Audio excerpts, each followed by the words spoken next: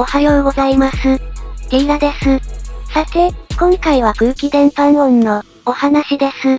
第2回の動画でこのように説明しましたね。空気伝播音の対策は、遮音と吸音です。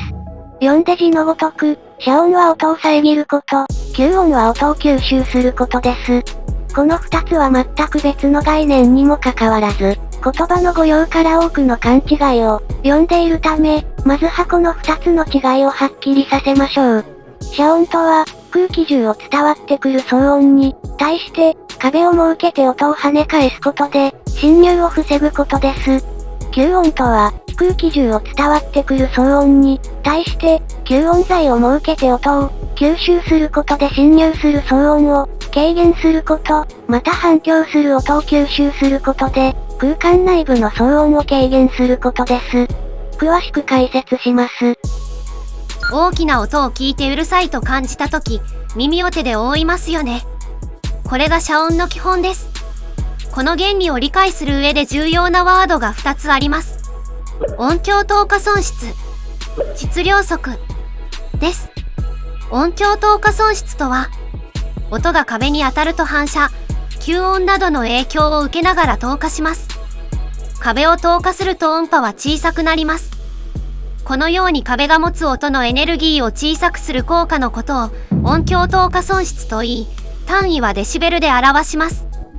デシベルで表記すると、単純にその数値だけ音圧が下がると勘違いしそうですが、そういうわけではありません。例えば、音波が10分の1になったとしたら、音響透過損失は10デシベルとなります。1000分の1になれば30デシベルとなります。音が透過するメカニズムについて説明します。音波が壁に当たると、ごく微小ですが壁が冷振されます。壁が冷振されると壁からの固体伝播音が放射されます。これが透過波となります。一方で壁が持つ損失係数によって消失する音のエネルギーもあります。ここでいう壁の定義ですが、隣り合う空間を完全に分断し、全く隙間がなく、均一な密度のものを指します。なぜわざわざこんなことを言うかというと、窓のある部屋を想像してください。窓が閉まっているときは、外の騒音は気にならない程度に静かですが、少し窓を開けるだけで外の騒音がかなり入ってきますよね。窓を開けた状態は壁に隙間ができた状態と同じです。音響透過損失50デシベルの壁があるとします。その壁の面積に対してわずか 0.1% の隙間か穴があったとします。すると、音響透過損失は30デシベルまで低下します。なので、ある意味最も効果的な遮音は穴を完全に塞ぐことと言えます。何で塞ぐか、という課題が出てきますがそれは後ほど。音響透過損失の数値についてちょっと説明しますが、デッドニングの作業においては、知る必要はほぼないので、飛ばしても OK です。壁に当たる前後の音波の差を透過率という比で表します。その数値から音響透過損失を算出します。ちなみに音の入射条件で計算式が異なるので注意が必要です。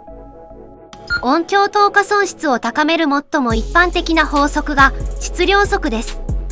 質量則とは、気密で均質な板状材料の面密度が高いほど音響透過損失が大きくなるという法則です。面密度は単位面積あたりの質量のことです。密度とはちょっと違います。密度は体積から求めるので壁の厚さも関係しますが、面密度は面積あたりの質量なので壁の厚さは問いません。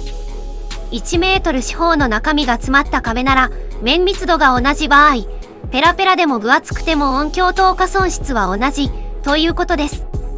実際は別の要素も関係してくるため計算結果とは差が出ますが、おおむねその傾向があります。また、周波数が高くなるほど透過率が下がる傾向もあります。気密で均質なというのがこの法則のミソです。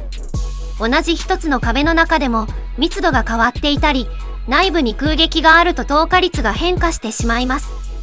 先ほどの窓がある部屋をまた想像してください。今回は窓もきちんと閉まっています。もう一つ、窓がなくコンクリートで囲まれた部屋を想像してください。どちらの部屋が静かだと感じるでしょうか？おそらく窓のない部屋でしょう。これは外と物理的に完全に分断され、気密であったとしてもコンクリートの壁に比べると窓の方が面密度が低く、壁全体で見たとき、均質の条件が成立していないためです。松田技法ではこれを質量則の穴と呼んでいます。ここまでの話を一旦まとめます。遮音とは、騒音との間に壁を設けることで、音波を跳ね返す。壁の音響透過損失によって、空気伝播音の音波を減衰させること。音響透過損失には、質量則があり、壁の単位面積あたりの質量が重いほど、透過率は下がる。これをデッドニングに落とし込む前に、吸音についても解説します。